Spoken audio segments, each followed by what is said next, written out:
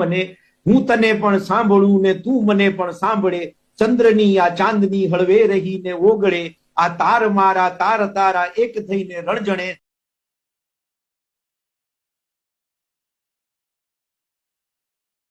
કવિતા છે ને એનાથી અમે એનો સ્ટાન્ઝા તમને યાદ આવે છે.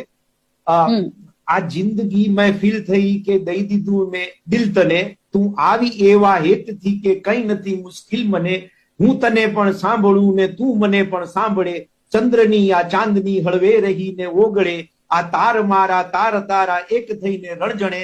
આ જિંદગી મહેફિલ થઈ કે દઈ દીધું મેં દિલ તને. આ જિંદગીની મહેફિલ ક્યારે આવે કે જયારે જીવનમાં શાંતિ આવે. એટલે પહેલાના સમયમાં શું હતું, મોબાઈલ ઓછા હતા, ટેકનોલોજી ઓછી હતી, વોટ્સઅપના કનેક્શન ઓછા હતા, અને ચંદ્ર હતો, તારા હતા, પૃથ્વી હતી, અને આ બધા હવે અદ્રશ્ય થઈ ગયા.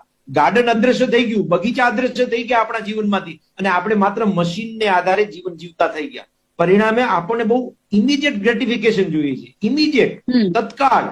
એટલે તત્કાળ મારે પિક્ચર જોવા હોય, તત્કાળ મારે રોમેન્સ કરવું હોય, તત્કાળ મને સેક્સ જોઈતો હોય, તત્કાળ મને છૂટાછેડા જોઈતા હોય. So this is the place we are